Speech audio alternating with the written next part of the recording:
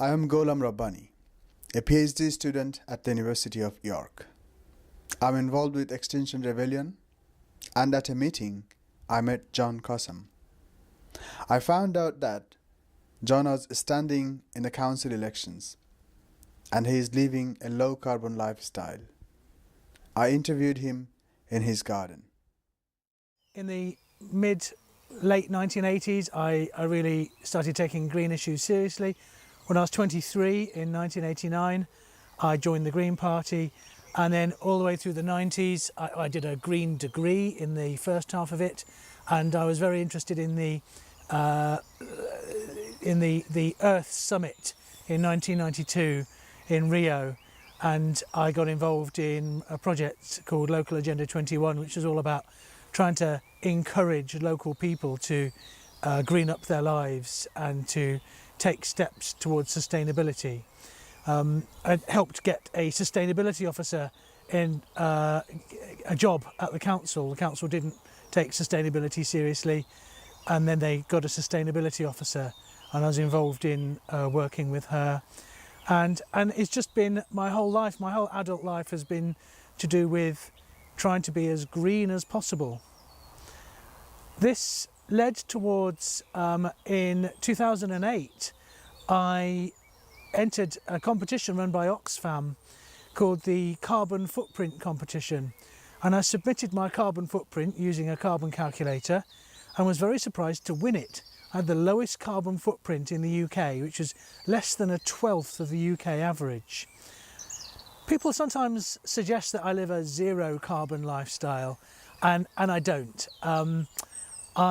I have, in some ways, a very normal life. I live in an urban environment in a 1930s semi.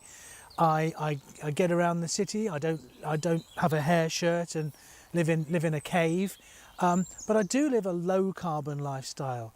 And if people live a happy, healthy, low carbon lifestyle, then they can do other things that help remove carbon from the atmosphere. So they could be involved in tree planting, or in my case, I do a bit of tree planting with Tremendous York. I also make biochar, and I add that to my compost. And that's a way of doing a very small amount of carbon sequestration. But I look at all aspects of my lifestyle to try and be low carbon.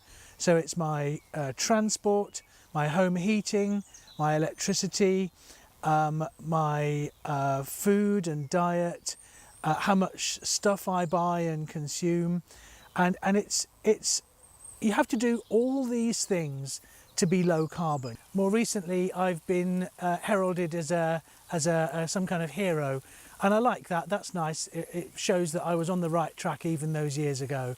I just hope that more people feel free to choose a radically green lifestyle. I mean, we have to choose it, and some of us will be forced into it.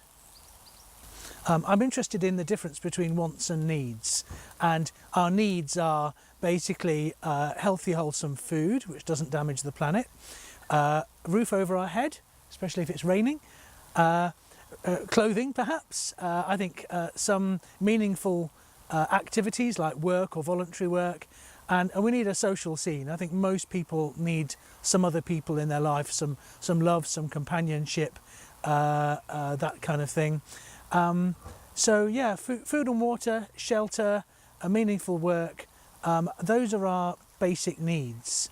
And I think everything else is kind of wants, and it's okay to fulfill some of our wants, but it's not okay to fulfill all of our wants, because some of our wants are destroying the planet and destroying our ability to be sustainable. Veganism is a great way to be low carbon, and so is being vegetarian, and so is eating as little meat as possible, especially the beef and lamb types of meat. Business has to change. We need to look at reducing our consumption considerably of goods and focusing more on services.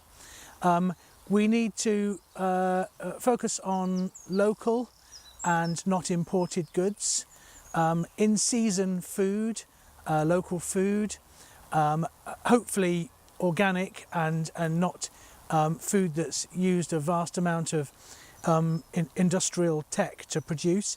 I think it'll mean that more people need to work on the land. That might not be popular, but I like it. I like gardening, and I know other people who love their market gardens, and they supply the local markets with local food, so it can be done. So yeah, I'm not a business expert. I just know that if businesses want to be sustainable, they have to change as well. There are no businesses on a dead planet. I went with John to a waste food project which reclaims thrown away supermarket food and serves it to the local community on a pay-as-you-feel basis. John gets some of his groceries here and also takes away their compostable wastes.